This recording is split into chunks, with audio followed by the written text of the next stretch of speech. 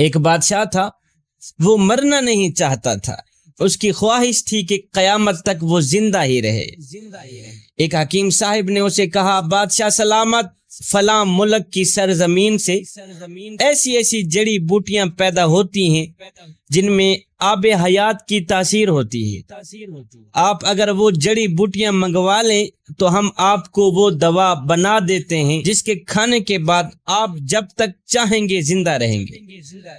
بادشاہ نے فوراً ہی اپنے وزراء میں سے 5 وزیروں کو دوسرے ملک میں بھیجنے کا حکم جاری کر دیا کہ جاؤ دوسرے ملک کے جو بڑے راجا ہیں ان کو میرا سلام دو اور کہو کہ مجھے فلاں فلاں بوٹی کی اشد ضرورت ہے، سنا ہے وہ بوٹی آپ کے ملک میں پائی جاتی ہے، لہٰذا مجھے ان بوٹیوں کی اشد ضرورت ہے، اس لیے کہ میں مرنا نہیں چاہتا۔ خیر 5 وزیر دوسرے ملک میں پہنچے، راجہ صاحب کو سلام دیا، پیغام سنایا۔ جیسے ہی راجہ صاحب نے سنا کہ بادشاہ مرنا نہیں چاہتا تو راجہ صاحب نے کہہ لگانی شروع کر دی، ہنسنا شروع کر دی۔ ہنسنے کے بعد راجہ صاحب نے فوراً ہی سپاہی بلوائے، ان سب کو گرفتار کرا دیا۔ ان 5 وزیروں کو گرفتار کرا دیا۔ گرفتاری کے بعد راجہ صاحب نے حکم جاری کر دیا کہ ان سب کو لے جاؤ فلاں پہاڑ کے نیچے ایک خیمے کے اندر بند کر کے آؤ۔ فلاں پہاڑ کے نیچے ایک خیمہ ہے، بند خیمہ، ان 5 وزیروں کو لے جاؤ، اس خیمے کے اندر بند کر کے واپس چلے آئے۔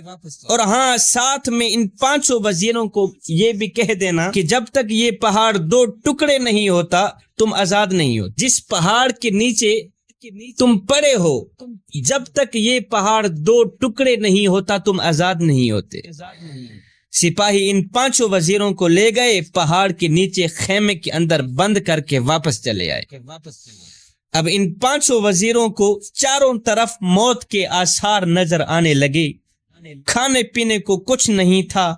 مشکل کی اس گھڑی میں اللہ کے سوا ان کا اور کوئی حامی و ناصر نہیں تھا۔ اب انہوں نے کیا کیا؟ زمین پر سجدہ ریز ہو گئے، رو رو کر گڑ گڑا کر دعائیں کرنے لگے کہ یا باری تعالیٰ ہم پہ رحم فرما، پہاڑ کے 2 ٹکڑے کر دے تاکہ ہم موت سے بچ جائیں، ہم آزاد ہو جائیں۔ اللہ اکبر۔ سارا دن ساری رات روتے ہی رہے۔ ان کے دن رات رونے کے بعد میرے اللہ کی رحمت جوش میں آئی، میرے اللہ نے ان پر رحم فرمایا، ان کی دعا قبول ہوئی۔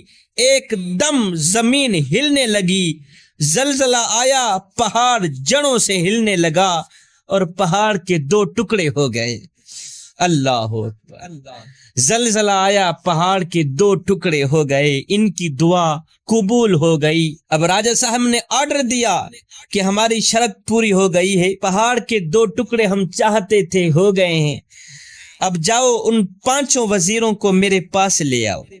سپاہی گئے، لے آئے۔ جب وہ سامنے آئے تو راجہ صاحب نے کہا، بھائی اب تم واپس اپنے ملک میں جاؤ، اپنے بادشاہ کو یہ سارا واقعہ سنانا، جو کچھ آپ لوگوں کے ساتھ ہوا ہے، یہ ساری کہانی اپنے بادشاہ کے آگے پیش کر دینا، آخر میں بادشاہ کو میرا ایک پیغام بھی سنا دینا۔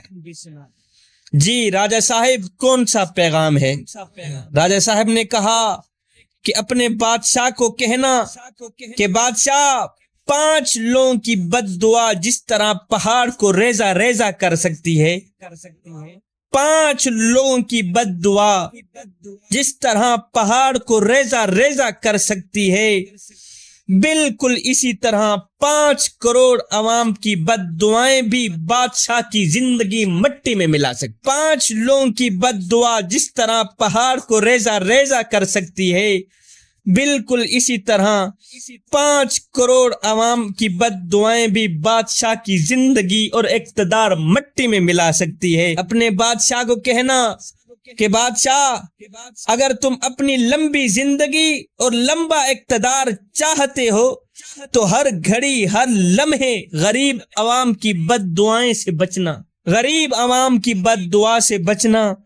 جب تم غریب عوام کی بد دعا سے بچ گئے پھر تمہیں کسی بوٹی دوا کی ضرورت نہیں رہے گی، قیامت تک تیرا ہی چرچا ہوتا رہے گا۔